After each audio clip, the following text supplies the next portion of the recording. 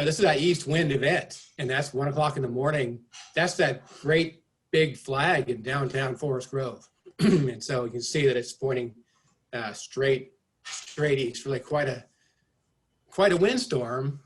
And oh, how do I advance my slideshow? That's weird. Hang on 1 second. I'm sorry.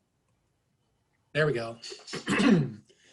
And so this is one of the slides that our department is showing folks, and we call it, weather phenomena September 7th, 2020, and alignment of forces. And I think that's right. That was a very unusual weather pattern, and alignment of forces is probably what it was, and pretty dramatic. The weather forecast that we got that morning of Monday, September 7th, it talked about marginal overnight recoveries in the Cascades, upper ridge deepens, surface winds increase, looking at historic east wind event. And they referenced the last time this occurred was during the Eagle Creek fire, which I had to go find the date, 2017. And I guess what I ended up thinking about this is, how historic was that? So we had one 3 years ago. We have these periodically that we've danced through them with some luck, I think, over the years. 2017, we got through that with no fires in our area to speak of. But if you go back in time, while it's unusual and it was an alignment of forces, that happens periodically. And we've been lucky a lot of times that we haven't had big fires that come from it, but it does happen. And so one lesson that I think about a lot for internally is that happens every so often. We know it happened to Tillamook burn. The weather forecast was very similar, excuse me, very similar in 1933, probably again in 1939, probably again in 1941. Those were the three fires that more or less made up the Tillamook burn, and happened again in 2017. And we probably danced through a whole handful of other events that were relatively similar in between there. And so, I think what that tells me is we need to sort of recognize that can happen. And just because it hasn't happened on my property or hasn't happened when I've been the district forester, doesn't mean it's not going to happen next year or 5 years from now or 10 years from now. And so that's one of the things I want to sort of get everybody to think about is, yeah, that was horrible and it was historic, but it wasn't that unusual. And so we need to be a little more attentive to that, perhaps, as a community in Northwest Oregon. I think there's another lesson that I'm trying to promote, and that's just don't let a fire sit on the landscape. The Tillamook burn, that first fire in 1933, it actually started and it was like 10,000 acres, and it sat there for a week or 10 days. I forget the number of days until this weather pattern hit. And when this weather pattern hit, it picked up that 10,000 or 20,000 acre fire and it moved it to 200,000 acres. Well, that's not the first time that's happened. Chetco Bar was that way that I was on. Taylor Creek fire was that way that I was on. The Beachy Creek fire was that way. And so there's a lesson there for the community that I'm trying to get people to sort of think about is we can't let fire sit on the landscape waiting for that weather pattern to develop. So that's more bigger scale stuff, but I think that's an important lesson that all of us need to think about. And so, internally we talk about, we want to continue full suppression on all fires until they're controlled. Don't let your guard down. And our staff are really good at that. You guys might know Kevin Geary and Brent O'Nien and Eric Perkins and Jeff Kloss, and we're going to keep doing that. The lesson for this group, and the reason I brought it to you, I think, is we should be more ready. That we can do a better job. And I don't have a lot of pictures, but in driving around the district after this, I know we can do a better job of being ready. And so that's the thing I really wanted to think about tonight. I think, Mike, I'd add to, a big thing for us locally, since West Oregon District goes all the way to the ocean there along the central coast, is a big take home too, is not only will this happen, and it has happened, but it also happens right on the beach as well. I talked to folks that were impacted by Echo Mountain, and they still just can't believe that they lost their home as part of a wildfire, and it's a mile from the beach. And you can see the ocean and the beach right from their front lawn. And they're just in awe of it. So to me, a big take home is it is happening, but it's also happening everywhere, especially in areas in parts of the state that just aren't quite used to this type thing. So it's really just trying to help get the word out even more. We've been talking until we're blue in the face that this can happen. And it finally did. So now we just need to get the word out for what we can do moving forward to help mitigate it. I think that's right. And there's some pictures like of, I forget the name of the fire, but there's one from the 30s of cars parked on the beach trying to escape from it. So it is something that happens periodically. It's part of living in Western Oregon. When we were doing that forest classification project there in Yamhill County, 4 or 5 years ago, I remember talking to one landowner, and this person is saying, Mike, there's no way we'd have a fire here. I have lived here 7 years and I've never seen a wildfire. I thought, wow, you've lived here 7 years. That's lucky you haven't seen a wildfire. But in the scope of what we're talking about, that's not very long. And so that's something we all can help our education, we can educate our neighbors and our community about that question. People ask me a lot about the causes of the September wildfires, and I put down here rumors, and I say that because we are hesitant to really talk about what actually caused them until we really know, until the investigations are all done and all the litigation is done. I will tell you that power lines were a huge cause, but I also think that there's a couple of them that were caused by campfires. So it certainly wasn't all power lines, that it was a variety of things. And so we're working on that. We've reached out to all the power companies in the area and we're working with them. This doesn't go, my presentation is a little bit Forest Grove centric. So I apologize, Michael, but I know you're doing the same thing, is that we're reaching out to all of our power companies to get to know them better and help them understand the risks, and they're learning about wildfires. I will say that we owe a great thank you to West Oregon Electric. That's the green, and some of you probably have West Oregon Electric Company, and they shut down their power lines for us on the night of September 7th, on Monday night of Labor Day, and kept them off all night long. And the second night they turned them off again. And so, and they did that at our request to lower your risk. Not every power company was willing to do that. And I think their level of understanding is growing, and I think we'll see more and more of that. I also understand that between September and now, they're going down their power lines and cutting a huge amount of vegetation that they're doing. And in fact, one of the people that I work with, she did not lose power during the snowstorm. And she said, we always lose power. And she said, we didn't because they went and cleaned out all the lines. And we think that's due to the wildfire. So there's definitely efforts going on there in the other communities that you live around and work with that I think are really positive. Yeah, and I think another important piece with the power companies is, yes, ODF, we're reaching out to local power companies, getting to know them better, but I'm even seeing an effort from some of the larger industrial landowners. They want to create relationships with the power companies as well. And I would urge you as small woodland owners not to hesitate to reach out to your local utility that you have and get to know them, and especially if you have their lines going through your property, and get to kind of know what their response procedures are. I'll admit, after meeting with some of our utilities, not all utility companies are created equal. Some are more willing to give out information than others. It is what it is, but I would strongly encourage you guys as landowners to get to know who your utilities are, and talk with them about some of the concerns you may have on your property, because there's a big push right now to improve the right-of-way standards within the power lines, just with all the fires we've seen in California, and it moving north now to where I think as landowners, it would behoove you guys to really get out and get to know those folks. And I know that, speaking for my, let some other folks here on the screen talk about power lines running through your property and taking out your trees that are perhaps within range of the power line. There's probably more and more of that going on. And there's a trade-off there and probably some agony as that happens, but I'm sure that's why. So. Okay, so, and Brian, I'm getting to you here, but let's see. As we're going through, I think that's where my slides. Okay, here we go. So today, what can we do to improve our situation? And really more appropriately for today, what can you do on your property?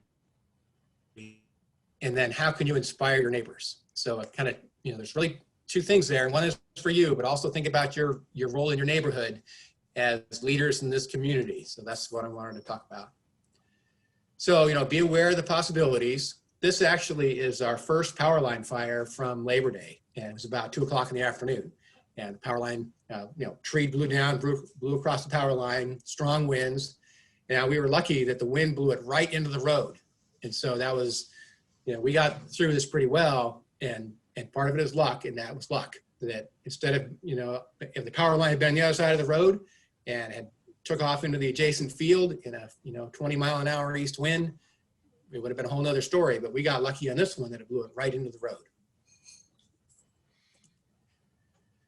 Now this one, this fire started about 6:30 in the morning on Tuesday from a power line, and this picture is at 9:30 in the morning. So and this Brent O'Neill, your stewardship forester in Yamhill County on the north end.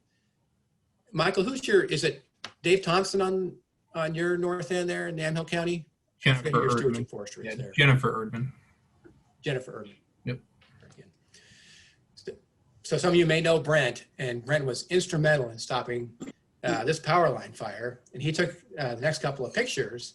But I put these in here to kind of to show you what does fire behavior do. That there's only a couple of days out of the year here in Northwest Oregon when this is really a problem. That, we bring the fire crews on in June and we train them and we have them for fires in June and July and August. And a fire can do a lot of damage then. And we could lose 40 acres of yours or, 100 acres. But there's a few days out of the year when it can do what it was doing over Labor Day. And this is what it looks like on some of those days. And this one, this is our power line fire. I don't know if I have a cursor there. And it started right there from power lines, and we were on it immediately. And with our help from the rural fire departments, it actually was in their district. The blue line is the protection boundary, so those who pay for fire protection. Oops.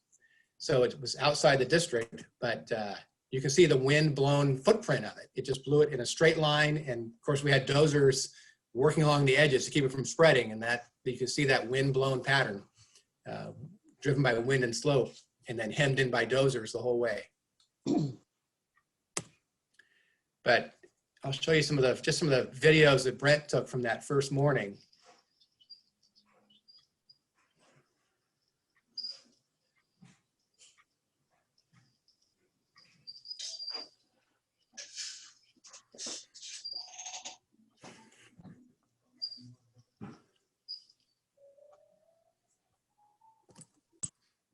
Can everybody, I don't know if you can hear the sound of it too or not, but he really did a nice job out there.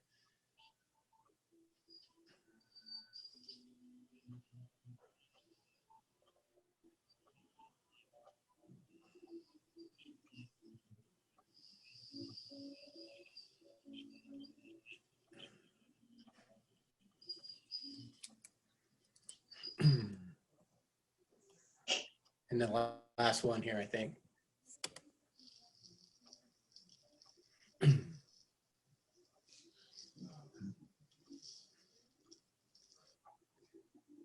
And that last picture is Tuesday night. So, at this point, we've worked on it all day long and still can't get a handle on it, that it just keeps spotting, and they'd get a dozer across the front of it and it would spot, and they'd get a dozer around the spot and then it would spot. Just, essentially that kind of firefighting for 48 hours straight to hold it in place. I think my point here really is that there's a few days out of the year when we have to be ready, and that's what we're really preparing for.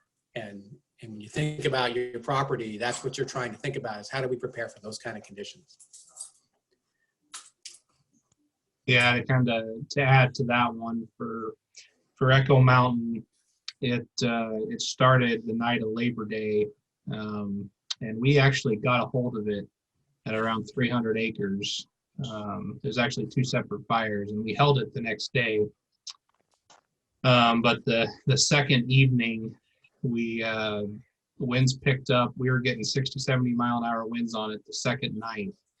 And it remained about 80 degrees all night. And this is along the coast with RHs in the low teens, where actually some of them even got down into the 10, 11% range.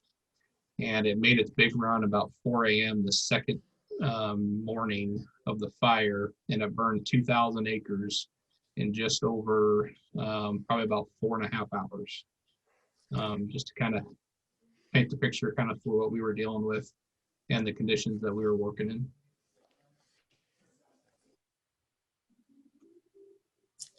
I want to share just a few pictures here of the folks that helped us on this fire, just because of the size of the effort and the group effort you had.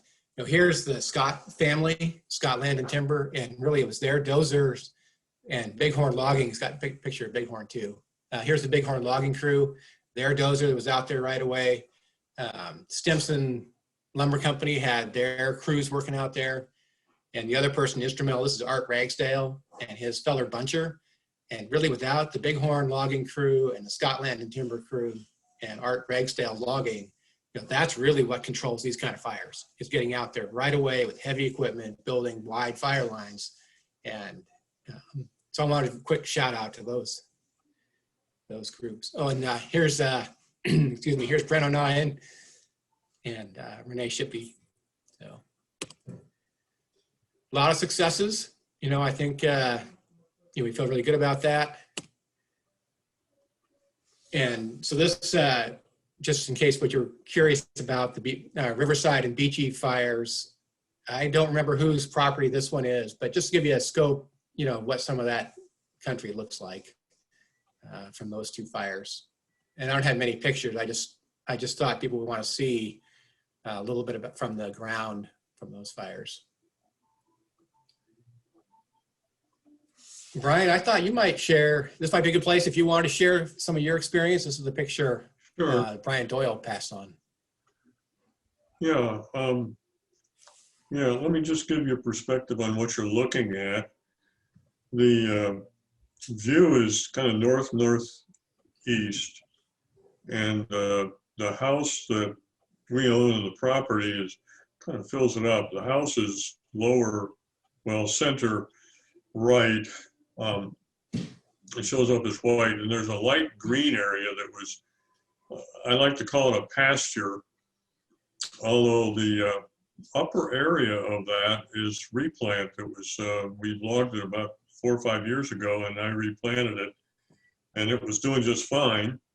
There is a white splotch in the middle. It's a garden that my grandson planted, and then beyond that, it's all brown because that burned. Now, you're looking downhill, basically. It's a gentle downhill slope. It's a north slope of the Chalem Mountain. And the fire started up basically center top and blew southwesterly. And you can pretty well see the track of it moving down to the left side, bottom left of the picture. And my grandson, who lives in the house now, spotted it about 5:30 on Tuesday afternoon. He spotted it, it was a small column of smoke that grew rapidly. And I don't know if he called 911 first, or I think he did. And then he drove down, and you can see a logging road that runs down through the burn area from the light green area. That's a logging road that we used to log actually quite a bit of this. And he drove down with a tractor, a small John Deere tractor, thinking he could, maybe with some buckets of dirt, he could put it out. Well, he saw this wall of fire, and he's sitting there on a 7-mile-an-hour tractor, and he headed home as fast as he could. He fills a bunch of buckets with water. He's a pretty smart kid. And within a half an hour or so, the sheriff came up, spitting gravel all over, and told him to get the heck out. By that time, they could see the fire from the house. And it was only probably within the next 45 minutes that the fire moved on through. And off the bottom of the picture, and it's only a little bit uphill, is the crest of Chalem Mountain. And when the fire crossed Mountaintop Road, which it did promptly, the Mountaintop Road paved road, and it didn't have any big trees on either side. It was all, basically fields and pasture, but it jumped the road. But once it got in the lee of the hill, the south side burned a whole lot slower. That went on for another couple of days. So the damage here, the green trees that you're seeing in the center to the bottom left are the trees that were planted in '93. And so they were probably 70, 80 feet tall. I mean, the crowns were up there quite a way. And most of that green area I had thinned out. And my grandson had done a fair job of clearing out anything was left underneath. So there wasn't a lot of stuff to burn on the ground. And you can see it up above that. There's a brown patch that's just to the left of this logging road. And those are the same age trees, but they hadn't been thinned and hadn't been cleared out, and there was enough heat from the ground to scorch the tops and kill those trees. The area that was replanted, which is basically both sides of the logging road, I had been tending, and boy, they were really doing well. I mean, those trees look really good. They were about 4 years old. Well, they're all scorched.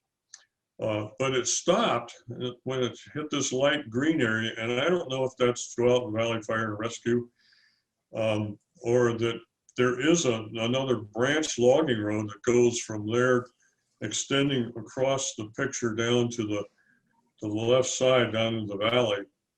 And once you get out of the wind, the fire didn't spread. The trees off on the right side here are the neighbors' trees. They're 20 years older, so they were taller. And the fire did come through at the ground level. Yeah, you're showing it with the cursor there. The fire came through at the ground level, and the old stumps, you can see they burned completely. But the trees were okay. They were high enough up, and the ground fire was not intense enough to scorch them, so they all survived. But I don't know how much of that is of the saving the property is due to Tualatin Valley Fire and Rescue and what was naturally stopped. Now, at the bottom of the picture is a field, and that was the adjacent property is a fence line. You can see it pretty clearly between our trees and the field. And that field burned, and it was a grass field. It had not been mowed, as far as I know, all summer. So the whole thing burned, but it didn't spread onto our property. Of course, our property was mowed, and actually the property itself around the house was fairly well defended. The grass was mowed short, and the taller trees were back from the house quite a way. And this was not a crown fire. This was a ground fire. It generated enough heat that it burnt, it scorched the taller trees, but it took out everything on the ground. So the ground is really clear. I mean, you walk through areas that used to be kind of thickets, and the thickets are gone. Anyhow, since then, my grandson has logged off the areas that trees that got scorched, which are basically from kind of the middle section of the photo up, which is north. Yeah, that whole area is logged off. He got 30 loads of logs out of that and went to the mill. They dinged them because they had been a fire. The fire hadn't burned the wood at all, but it had blackened the bark, and that was enough that he lost, I think, what was it? It was running at 5 or 550 or 600 for 1,000 board feet, and he lost 50 off of that just because they were black. But he did get, he was able to get a logger in there to harvest that, and his only problem was mud. He did put in quite a lot of rock to get a staging area there, right between the very light green that didn't burn and the brown that did burn. So he's into replanting again here pretty quick, I guess. So any questions? Was he able to get seedlings, Brian? He arranged with A1 Logging, who said they would replant it. So I assume that they've got a source for that. Okay, good.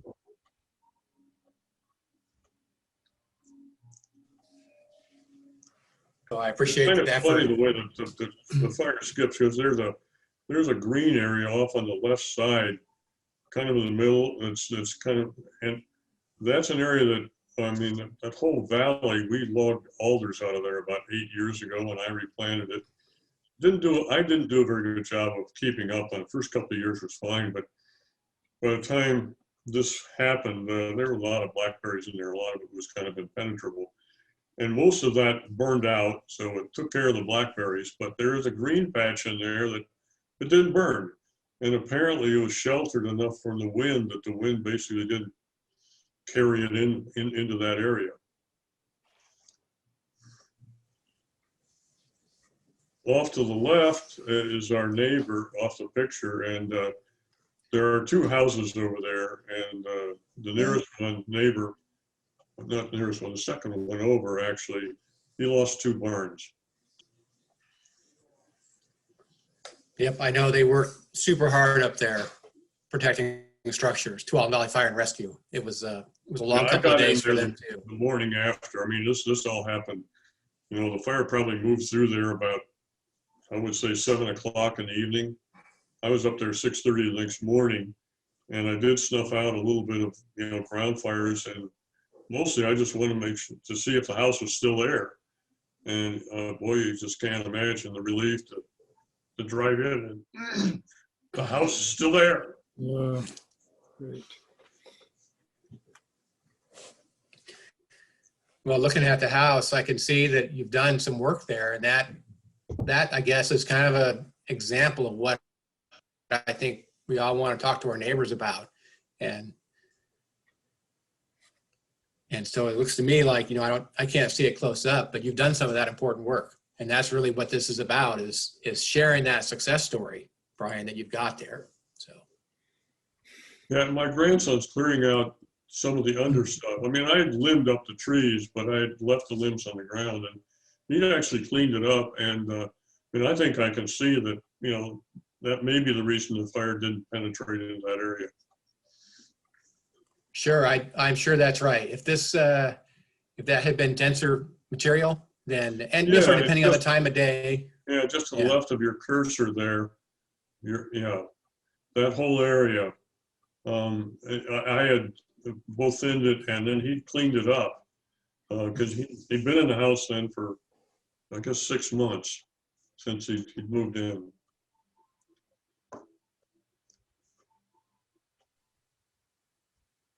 On the time of day and, you know, kind of the availability of Tualatin Valley Fire and Rescue to be there with an engine, that could have turned out very differently. So. Yeah, well, they were right on it. You know, they were.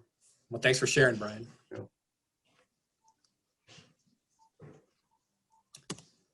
Okay, so I don't have a lot of pictures here, but I just wanted to cover some of the basics for folks and give you an idea of where to start.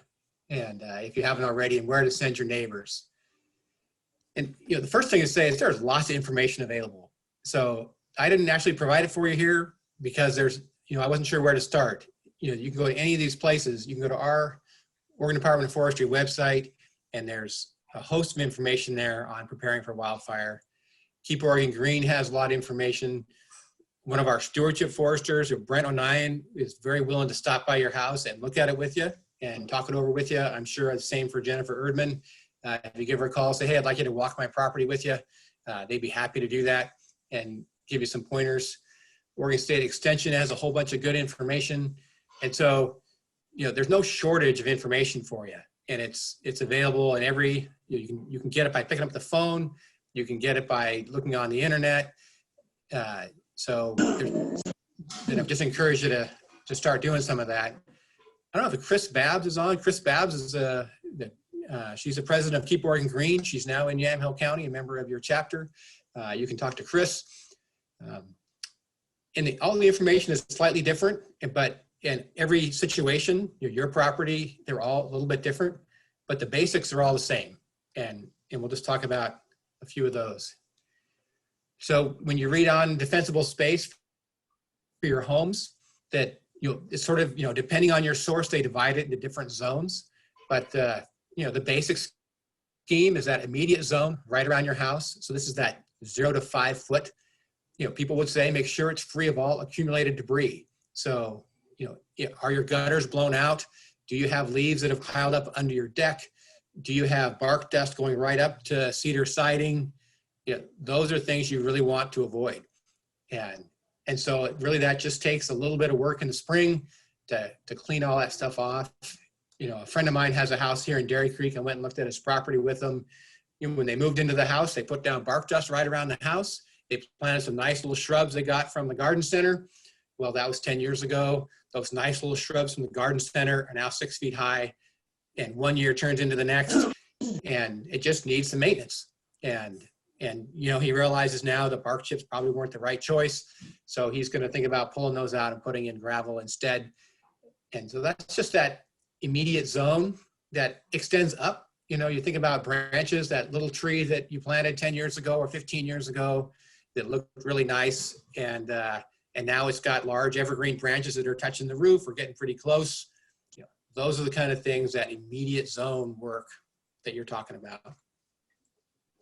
And it's not rocket science, right? It's just, if you talk to your neighbor, you see that's going on. Hey, have you noticed? I noticed that you've got some of that. You might want to point that out to them. Then when you move out one more zone, and some of the documents you look at will not distinguish, and some do, and have different terms, but that, if you call it the intermediate zone, this is that 5 to 30 foot, more or less. You can see a really nice, that looked really good in yours, Brian. You can see right around your house, you've got that area around looks really free of heavy flammable debris. And that's what we're talking about, is that 5 to 30 foot. So, watered lawns are a great option there. You got to mow them so they're not dry in August. Low fire resistant shrubs that are well spaced. Again, you want to keep it free of accumulated debris. That's that intermediate zone. And you're trying to, if a fire does approach, you want it to drop to the ground and have a hard time skipping from one bush to the next. And not that it can't, like Mike Kern's example, 60-mile-an-hour east winds, that's going to be tough. Those only last a few hours, and you'd have to be really unlucky to be right in the zone of that. But once that wind dies down a little bit, the fire won't move through that intermediate zone. You've done your homework there. Same thing with accumulated debris, a leaf blower to take care of the leaves that have dried out and blown into that over the wintertime. So you're just trying to reduce that material in that intermediate zone. And then that extended zone at 30 to 100 feet. So kind of what Brian was talking about. That's where you're just trying to cool things off, make sure that fire's not going to jump into the crowns. So this is no ladder fuels. That's that pruning up to 8 to 10 feet. This is trees that are spaced out and pruned up. And you're just trying to get that zone around your house to be preventative of that. I'm going to stop there for a minute. Mike Curran, you got anything to add to that kind of basic information? Yeah, I think I'd add a lot to it as well. Just the building materials makes a big difference as well. Instead of a cedar shake roof, do a composite roof or metal roof. The type of siding that you have on can play a huge difference. Putting screens in the eaves, things like that. Instead of single pane windows, use double pane windows. So building materials is another big piece of it that is important for folks to be aware. Not that everyone needs to go remodel their house right now. Not saying that, but if the time comes, definitely be thinking about flame resistant building materials, because that really does go a long ways, we've seen. And Mike, I don't know if you mentioned it later on in your presentation or not, but another resource that's really good that's out there that even we try to utilize as well is, I don't know if folks have heard of Firewise. It's a program that's out there that really, when push comes to shove, really what it is about a community banding together to decrease the risk of wildfire within the community.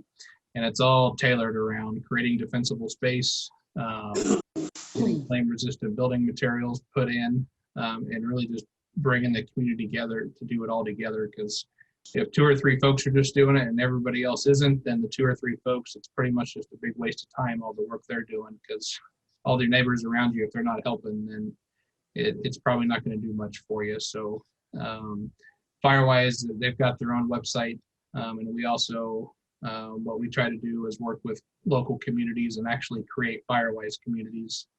And there's a certain amount of requirements that there have to be so many homes within the community to be eligible. But the nice thing with once you're a Firewise community is it actually makes an area a little more appealing for grants to come our way, so we can actually help pay for some of the fuels reduction work around people's property. So if you haven't heard of it, Firewise, look it up, and also reach out to our folks as well, and we can get you information on it, because some districts also have fire planning foresters that go out, and they're grant funded positions that actually work with communities to become Firewise if they're interested in it.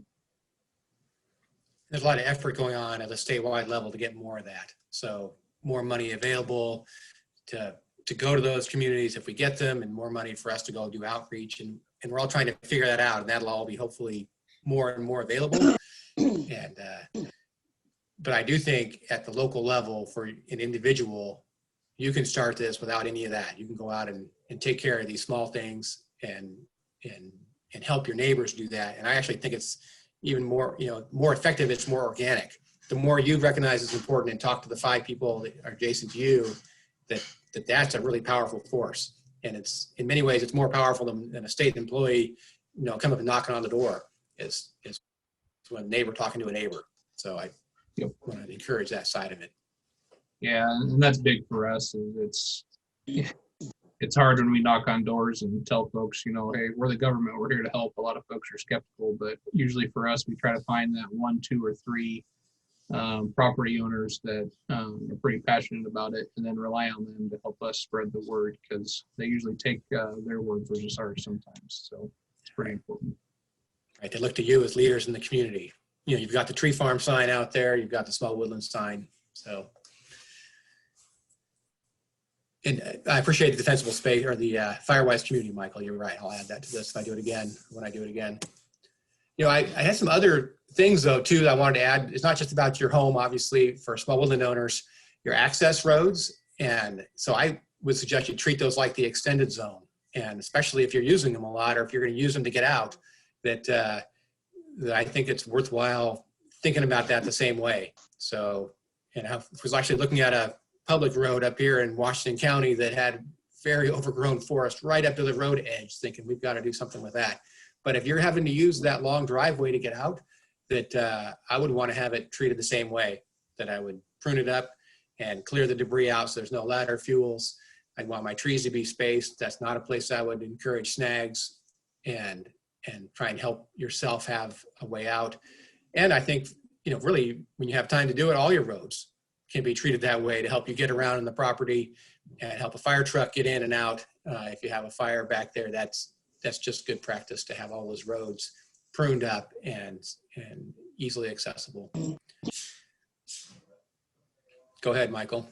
Oh, I was just going to say, roads are a big deal for us. I don't know if folks understand, but I mean, we utilize road systems a lot to help control a lot of the fires that we get, especially the larger fires. And the more work that folks can put into their road systems, just for keeping them maintained to be able to drive on, but also keep the brush back, that could save us a lot of time and a lot of money from having to go in and do that. And why? Because that's just wasted time for us as we're working on that, and the fire's continuing to burn and chunk away at more acres burned. So the more work you can do on roads, I think the better off you'll be, because we use those a lot to help control the fires. So. Yep. And I put on here well labeled, not just your address, but the water sources, or if you have a road system on your property, how to get out. Think about a 21-year-old driving a fire truck in the middle of the night in the smoke. They don't want to turn left when they should have turned right. And so, and also going in to find the fire, they'll be more confident if it's well labeled. And so those kind of small things probably make a big difference on those 1 or 2 nights of the year when you really want them to make a difference. Yeah, and not only well labeled, but if folks are comfortable with it, let us know exactly where that water source is. Because we've got maps that we give to all of our fire crews, and we try to pinpoint on the maps where there are available water sources for them to use. So that way they know, if we get a fire in the area, they can just look at the map and say, oh, yeah, no, there's a water source near here. And that can help from filling engines to having a helicopter dip out of it. Numerous things there. So don't hesitate to call us and let us know where your water sources are if you're good with that. And we can get that added to our maps so our fire crews and our dispatch have that readily available if we do get a fire call nearby. And treat those water sources like the extended zone, that you can make those accessible. That's super helpful for everybody. And so even if a fire does burn over it, if it's been treated like that, then we can still use it as opposed to having to wait for it to cool off. So, or, we don't have to cut the trees out of the road to get to it. We can just go straight to it. So if you've done that work, it'll just be that much more accessible. Power lines and railroads. In fact, I wanted to have a picture my folks are on. So I say hi to Steve and Will at Cafferata. And they have a long fire trail along the railroad track through their property that they have maintained every year. And so that's just a place, if that railroad starts a fire, that it'll burn up and hopefully stop at that fire trail. Now, if it's a 60-mile-an-hour east wind day, of course, that's not going to make any difference. But if it's a normal night and it's just calm and low humidity day, that'll make a big difference. And so, as same with power line, you can do, you can wait for the power line company to do their work and hope they do it well, but you can also do some of your own prep work around that if it's a dangerous spot. And so you can go look at that and evaluate whether it's worth spending your own time and effort to help make that more fire safe. But I think that's an option too.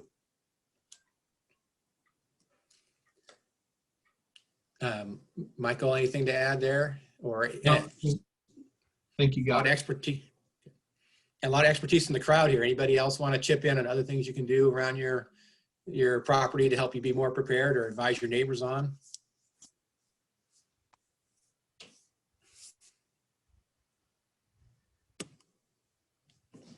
Oh, public use, one of my favorite topics. And I only put 2 lines and no pictures. And I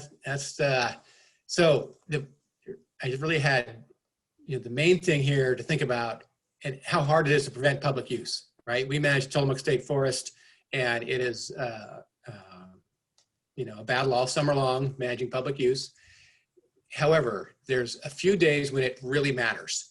And so if you've got someone that has a habit of coming up and target shooting on your property, 4 or 5 times a year, and it's kind of a headache and you kind of let it go on because it's hard to find them, that certainly happens with many landowners.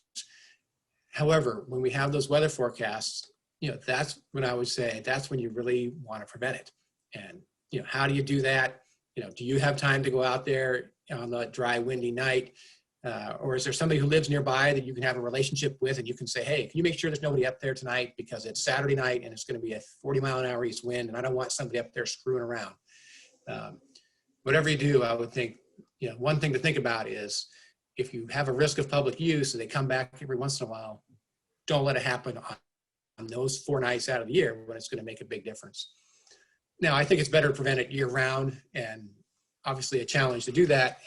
And you can use all sorts of techniques that we can talk about, but I would encourage you really to think about what do you do on those 4 or 5 nights when it really makes a difference.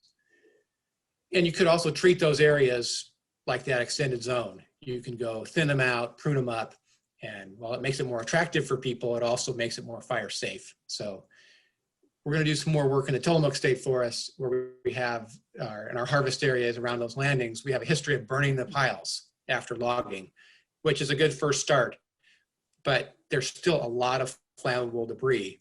And so we're starting a conversation about after we've burned the piles, have a separate operation, go back in and scrape up all that flammable debris and either burn it again if we have to, or maybe find some way to use it in a way that it won't be a fire hazard. Because those landings, they attract people and we don't have the option of gates, and we have too many fires to start on those landings, and we got to find a better way to manage that. And so, I think that's kind of the same thing for small landowners, is to think about that if you have public use, and what do you do about that? Yeah. That's all I was going to say about it. There's more. Go ahead, Michael. Yeah, well, going back to your first bullet with prevent use when it really matters. So we've got public use restrictions that are typically in place from when we first go into fire season to when we go out of fire season. And I'm not a big social media person personally, but I am quickly starting to realize, and especially in the aftermath of the Labor Day fires, and the power of social media and getting messaging out. So I would encourage you all to try to help us with getting the word out when we've got public use restrictions in place, and just to try to help prevent the public from having that next human cause start. Because I mean, if you're following us on, whether it's Mike's district Facebook account or, my district's Facebook account, or even ODF's main Facebook account that they have in Salem, and you see posts about fire or public use restrictions and things like that, please help us in sharing that stuff out and forwarding out to all your contacts as well. Because the more info we can get out during fire season, the better off we'll all be. And like I said, I am learning more and more on just how powerful social media could be, and trying to rely on other folks that are out there to help us spread the word as far and wide as possible. So, And a lot of those people that are trespassing on your property, we can cite them. If you see them and they're doing something illegal, you can call us and we can come give them a citation. They're probably not the people who are trying to follow the rules, and we're happy to help educate them in the way that we do. And I couldn't agree more about social media. And that, that's kind of where I got down to this help your neighbors. And one of the biggest ways you can probably do that is by using your social media, that if they're your immediate neighbors you can talk to, but you also have a wide network of people you don't see on the weekends, but you see once in a while, or they're your friends. And so I really think you can make a difference by taking some pictures of what you're doing and then posting that on your social media. And Nicole, you offered to take some and put them in your newsletter perhaps. So I appreciated that, and I went and added it to my slide. Hope that's okay. And you can send them to me. In fact, that would be really great if somebody here from tonight, based on this, went and took their leaf blower and blew all the leaves out from under their deck, and then sent a picture of me of you doing that, and I'll find a way to share that to try and help galvanize other people to do the same. So, so I do think, like Mike says, I think you're right on. We're all learning about that. That's a more powerful way to educate and help your neighbors than employing state employees to go knocking on doors. So I really appreciate that, Michael. I think you're right on. yeah, well, and you guys are at an advantage anyways with the director of Keep Oregon Green in your backyard. She's really good at getting information out very far and wide. So, right. We'll send it to her too. So for sure. Okay, so I think I'm done. When all else fails, call us and we'll put the fire out. This is Colin Nyes, and that's Taylor there, and they're heading out. This is like 1 o'clock in the morning when we got a fire in the Tillamook side of Highway 6. This is like on September 9th. And so we're ready, and we appreciate all your support. And if all else fails, we will come and help. So we hope to prevent that. Okay, Nicole, that's what I brought. Michael, you have any closing comments? no, I think really just to thank you. When Mike was introduced, there's a term in there with complete and coordinated system, and that really rang true this past summer, that ODF would not have been able to do what we did if it wasn't for the help of landowners and operators and anybody else that came to the table to help us. And we're trying to get that message out there far and wide, that we couldn't have been able to do anything we did if it wasn't for the help of you all. So thank you for any of you that did assist us. That went a long ways for us and our staff who were putting in some very long hours. So thank you. Excellent. Yeah, thank you. Darcy, did you want to say anything? Or Jeremy, can you see if there's been any questions coming your way? I haven't received any questions, and I don't see any in the chat. Okay. Yeah. Well, I think that if someone can take if you want to ask a question, I think it's okay to have them just verbalize it. Does anybody have any questions on their minds right now that they want clarification or expansion on?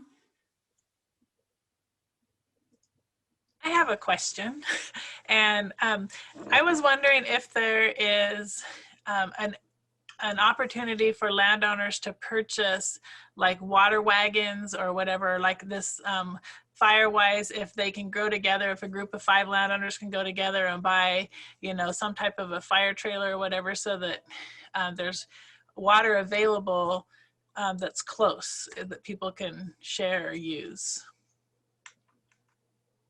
Yeah. There's actually a lot of places out there that they make pre-built water trailers, or there's actually companies out there that have fire engines that they build fairly cheaply that are accessible for folks to purchase. So there's definitely resources out there. There's some nuances with it though, and especially when it comes around pumping systems and the water capacity and just how much water it can actually pump out. So I'd recommend, if you don't know much about fire engines or pumping systems or things like that, reach out to one of your local ODF office, whichever one it is, and maybe ask to speak with one of our fire folks so we can try to help you out if you're going to make a purchase like that, just so we can ensure that you're getting the right piece of equipment. But there are plenty of resources out there that sell resources just like you're talking about. Thank you.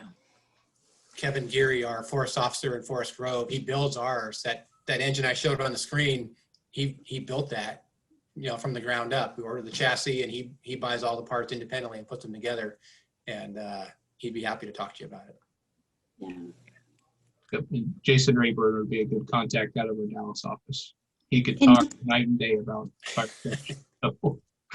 Michael, do you know how to chat? Could you put that Jason's contact in the chat, so then if somebody else wants to grab that, Darcy can grab it, and then also Jeremy can have that for us. Okay.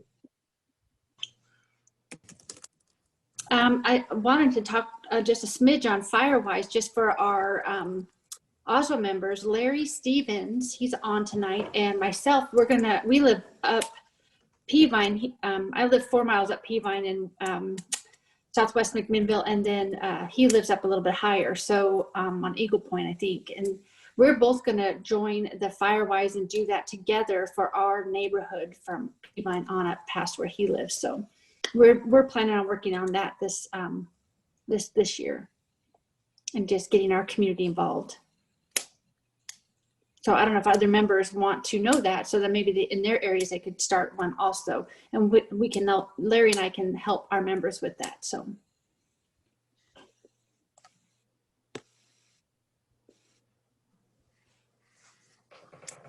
Does anybody have any questions out there? They're waiting for door prizes that aren't happening. That's what's happening. They're all waiting for the door prize. We could do a door prize. Okay, we'll give a door prize for the first one that asks a question to Mike Cafferata. It's a good door prize. I know what it is. Forward to ask one. Who wants to ask one? We got a shy group tonight. Nicole, what we can do is I can take the list of everybody that signed in tonight and randomly select one later. Nobody asked a question though. I know. Does anybody have any comments about their experiences, what they were reading on the news versus what they received? Does anybody want to share about that during the time of the fire seasons and how hard our firefighters and foresters had to work? I want to say big thank you to all our firefighters and foresters. Oh my goodness, huge thank you for all those.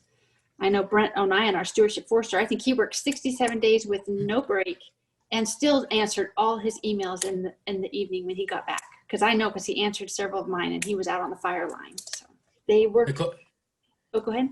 Nicole, if he hadn't been there that Tuesday morning at 6:30, we would have lost 50,000 acres at least. That's what I think. So no one else out there knew how to work with dozers in that kind of conditions. And he had to marshal everybody out there to help them figure that out. And him and the Bighorn and Ragsdale and Scotland and Timber, there's like 4 people out there that really made the difference. Absolutely. Oh, that's wonderful. Okay. Well, Darcy, do you want to adjourn if we don't have any other questions? Amy, did you want to say anything, or anybody else from the board? I just want to say thanks to everybody for coming and participating, and I want to thank Mike and Michael and Brian for preparing messages for us that I think we can work on defensible space, and I think it's good to start there, and then we can expand out and contact neighbors. And I think it's more powerful when we talk about or when we advocate for something that we're involved in. And so if we are working on getting our leaf blowers out and cleaning up debris and stuff, it speaks to the actions speak louder than words. So I just think that you can also do it as some of this brush piling and stuff. If you're from a large area or whatever, I know that Brian was talking about his grandson pulling the debris from underneath the trees that had been limbed or whatever. And that is a lot of work, but it could be followed by a hot dog roast. Invite your neighbors over and say, hey, we're going to pull brush for 2 hours and then have a hot dog roast at the end. And the community likes to drink. And so you provide some entertainment, and so you combine the two, work a little bit and play hard. So anyway, I just really appreciate you guys joining us and the information that you have to share. And I think that as a Yamhill chapter, we really appreciate the time that you guys donated to us, and so thank you.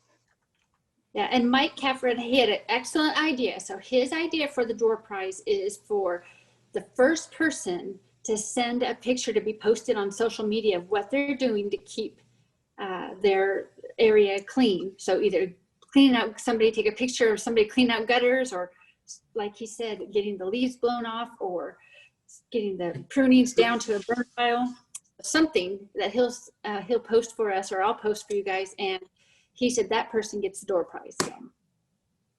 Mowing their driveways, mowing their, blowing the snow. Right now we have snow. I don't know about you, but snow right now. but we can still clean gutters in the snow. You might want to wait till spring, or else do it several times, but do it once right before do it once in July. Yeah. Yeah, we did ours already. Yeah. And that's another thing. I mean, anyways, and we can keep talking, but anything else for our closing arguments? We got closing arguments here. We just really appreciate the time. We don't know how to leave a Zoom meeting because this is our first Zoom meeting.